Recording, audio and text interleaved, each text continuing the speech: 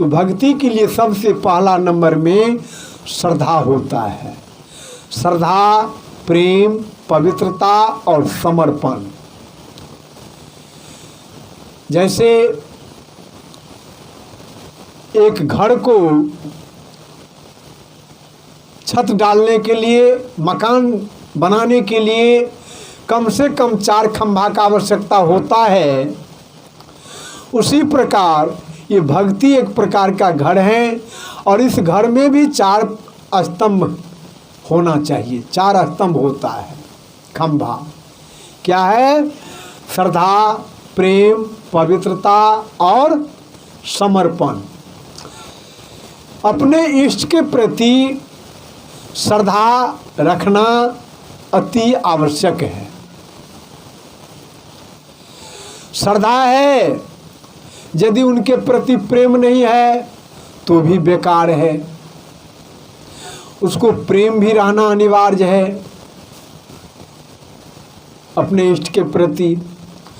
प्रेम है, श्रद्धा भी है, प्रेम भी है, अब पवित्रता नहीं है। यदि पवित्रता नहीं है तो भी बेकार है। आप रसगुल्ला लाइए और हाथ गंदा है, गंदा हाथ से आप रसगुल्ला परस करके खिलाइए तो खाने वाला का मन क्या होता है? भिनक जाता है। वो श्रद्धा से खा नहीं पाएगा, वो नहीं भी खाएगा वो। इसलिए आप यदि भक्ति को अपनाना चाहते हैं तो श्रद्धा, प्रेम और पवित्रता भी रहना जरूरी है। आपका घर साफ रहना चाहिए, दरवाज़ा साफ रहना चाहिए, अगल बगल साफ सुथरा रहना चाहिए, कपड़ा साफ रखना चाहिए, दांत साफ रखना चाहिए, आँख साफ रहना चाहिए, कान साफ रहना चाहिए।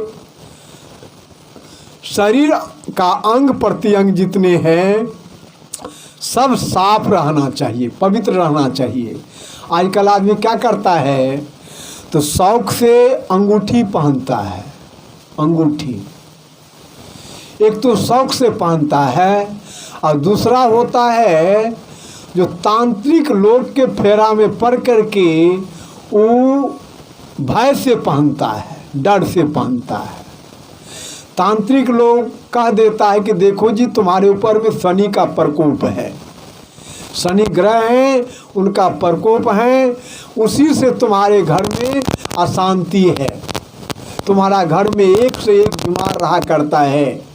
कभी तुमको पैसा लाते हो कमा करके और वो अस्थिर नहीं रहता है, लाते हो फिर चला जाता है, गायब हो जाता है, पैसा तुरंत उड़ जाता है, आपका जीवन संकटमय रहता है। तो ये सब कारण बता करके तांत्रिक लोग क्या कहता है कि तुम्हारे ऊपर में शनि ग्रह है, उस शनि ग्रह जब तक शांत नहीं होगा तब तक तुम्हें कल्याण नहीं होगा। भक्त लोग होता है अंधविश्वासी, वो पंडितों के चक्कर में पड़ जाता है, फेरा में पड़ जाता है और कहता है बाबा अब इसका उपाय बताइए, कैसे ही शांति होगा शनि ग्रह। तो कहता है देखो तुम्हें शनि को प्रकोप से बचने के लिए अंगूठी पहनना होगा। वो अंगूठी अष्टद्रव्य का भी होता है, घोड़े का नाल होता है, वो बहुत सारे चीज़ों को मिश्रण करके मिला करके वो अंगूठी बनाया जाता है। पत्थर भी होता है, एक से एक पत्थर, कीमती पत्थर होता है और पत्थर दे दे करके आदमी को कहता है कि जो पहनोगे तो तुम्हारा शनि ग्रह शांत हो जाएगा। सजनों ऐसा हम करते लेकिन शांत तो होता ही नहीं है और वो गंदगी से हम लोग बीमार पड़ते हैं। अंगूठी पहनते हैं, यदि आप दाहिना हाथ में पहनते हैं तो आप जो भोजन करते हैं तो भोजन का कण अंगूठी के अंदर घुस जाता है। वो कितना भी उसको साफ कीजिएगा तो जूठा साफ नहीं होगा। और वैसे हाथों से आप भोजन पकाते हैं, फिर भोजन पका करके अपने ससुर को खिलाते हैं, स्वामी को खिलाते हैं, अपने गुरुजन को खिलाते हैं, अपने पुरजन को खिलाते हैं और आप खुद भी खाते हैं, तो आपका अशुद्ध अन्न हुआ। अशुद्ध अन्न खाने से आप कदापि जीवन आपका सुखमय नहीं रहेगा। यदि बायां हाथ में पहनते हैं तो हम लोग क्या करते हैं, तो पैखाना साफ करते हैं या अन्य कोई गंदा गंदा काम करते हैं। हाथ को कितना भी साफ करें तो वो गंदा अंगूठी के अंदर में घुस जाता है, कितना भी साफ करेंगे वो निकल नहीं पाता है।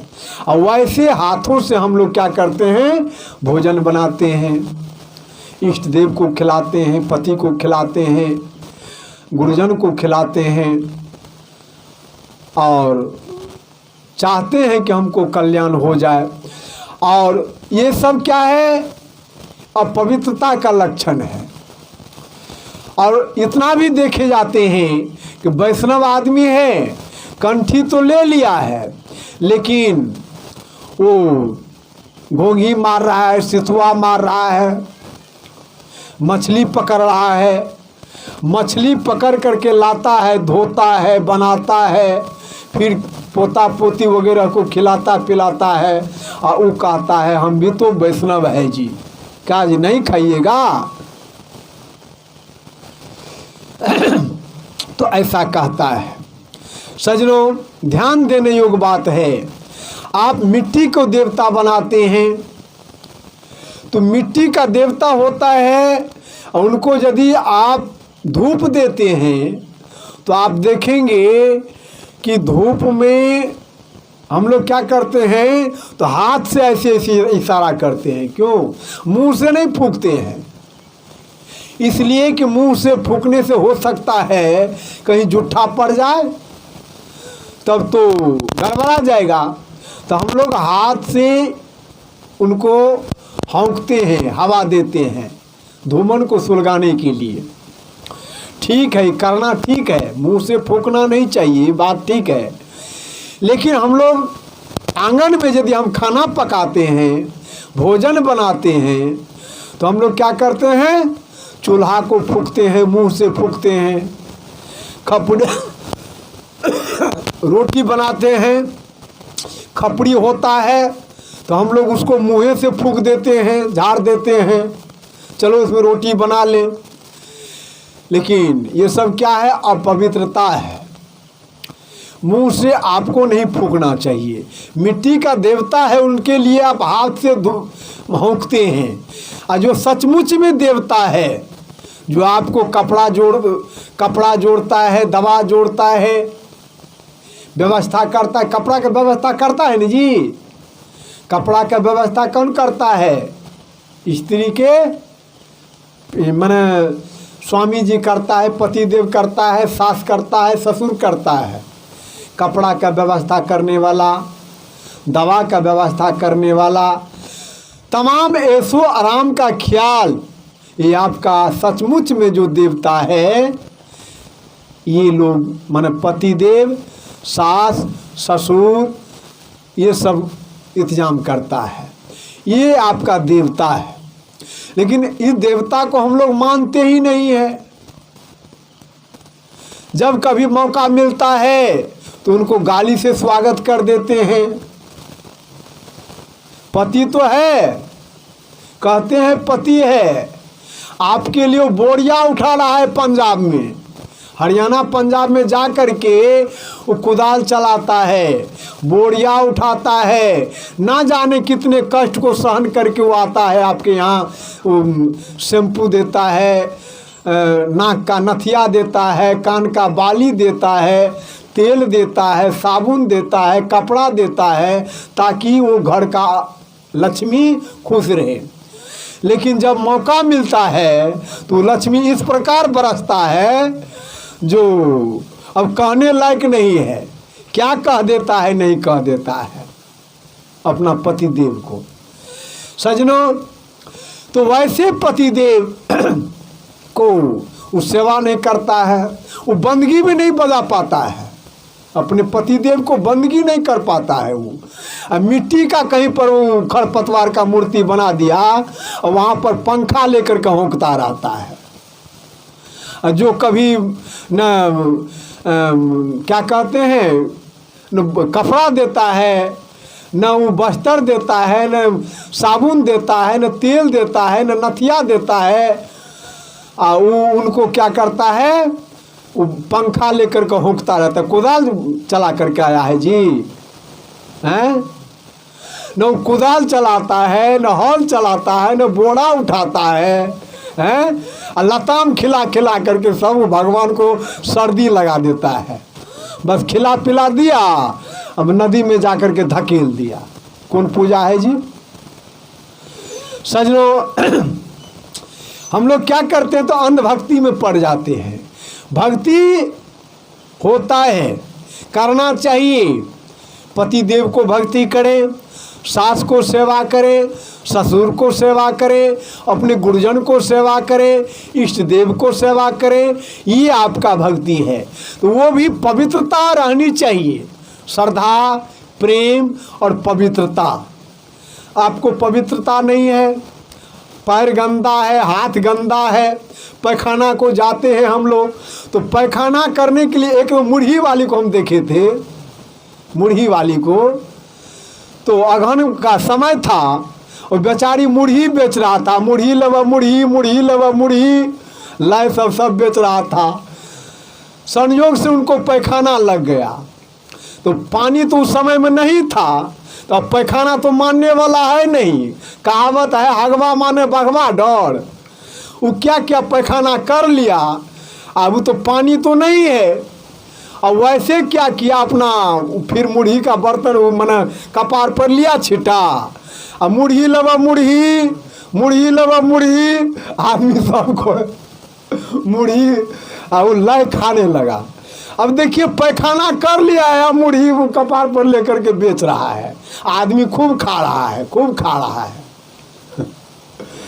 तो सजनों, पैखाना करने के लिए आदमी सब जानता है, जो भाई पैखाना करता है, आदमी जो खाता है पैखाना करेगा ना जी, जो खाएगा वो पैखाना करेगा ही, जो पानी पिएगा वो पेशाब करेगा ही, ये निश्चित है।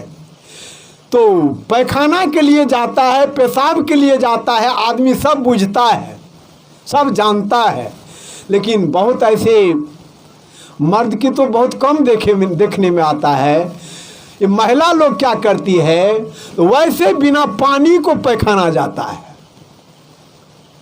और पैखाना करके उधर माने 1 किलोमीटर में पैखाना करेगा, फिर वहाँ से वो पैखाना वैसे आएगा। पैखाना उसके लगा हुआ है, कपड़ा में लगता है, क्या लगता है नहीं लगता है, इधर सूख करके हैठी हो जाता है। अब फिर उसको जब मौका मिलता है, फिर कोई देख लिया तो फिर तुरंत उठ करके खड़ा हो जाता है, कहीं देख न ले। कहने का मतलब देखेगा क्या जी, अपने पर्दा से करना चाहिए, ठीक है, पानी के साथ जाना चाहिए। एक मुसलमान था, सबीर नाम का, वो क्या कहते हैं, अति को ठीक करता था, पंपी सेट को ठीक करता था। तो मेरा पंपी सेट बिगड़ गया था, तो ठीक करने के लिए आया था, खोल करके रखा था। उसी समय में इधर का एक ठाकुर जी है, वो आया, कहा भाई मेरा भी मशीन बिगड़ा हुआ है, चलो हमारा मशीन भी ठीक कर दो। तो वहाँ से गया, वहाँ उसको भी खोल करके रख दिया। वो बेचारा क्या किया, तो चुपके से चला गया खाने के लिए अपने यहाँ, खा करके आया, फिर मेरे यहाँ आया तो अपना मशीन को फिर सामान तब तक में हम ला करके रखे थे और ठीक कर रहा है। तब तक वो ठाकुर जी आया, कहा भैया आपके लिए खाना परोस करके हम बना करके रखे थे, आप कहाँ चले गए, खाना चलिए खाना खा लीजिए। वो कहता है देखो जी खाना तो हम खा लिए हैं। क्यों जी, यहाँ पर खाना नहीं था जो आप वहाँ गए खाने के लिए? तो वो कहता है बेचारा, देखिए मुसलमान है, वो कहता है कि देखिए हम हिंदू का छुआ नहीं खाते हैं। अरे भाई हिंदू का छुआ नहीं खाते हैं तो क्या जी हिंदू का छुआ काहे नहीं खाते हैं? इसलिए कि शौच क्रिया उनका ठीक नहीं रहता है, पवित्र नहीं रहता है। कैसे नहीं होता है? तो वो पैखाना जाता है तो पानी लेकर के नहीं जाता है, एक बात। दूसरी बात, पेशाब जो करती है तो वो भी पानी लेकर के नहीं जाता है। पानी से पेशाब नहीं, माने साफ नहीं करता है, बस पेशाब किया, कपड़ा से लेप लिया, पोंछ लिया, वो अपवित्र रह गया। और वैसे अपवित्र कपड़ा है, और उसी कपड़ा, हाथ इत्यादि से हम लोग क्या करते हैं, अपने पतिदेव जो होता है सर्वोपरि देव, उनको भोजन कराते हैं, ससुर को भोजन कराते हैं, सास को कराते हैं, अन्य पुरुजन को कराते हैं। तो ये अपवित्रता का लक्षण है। हम लोग को यदि भक्ति मार्ग में आना है तो लाज को सबसे पहले हटाना होगा।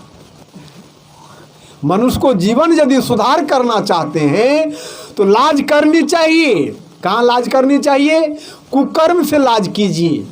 आप जो चोरी कर रहे हैं तो इसमें लाज होना चाहिए कि हम तो चोरी नहीं करें, डकैती नहीं करें, निंदा नहीं करें, चुगलखोरी नहीं करें, हत्या नहीं करें, बेईमानी नहीं करें।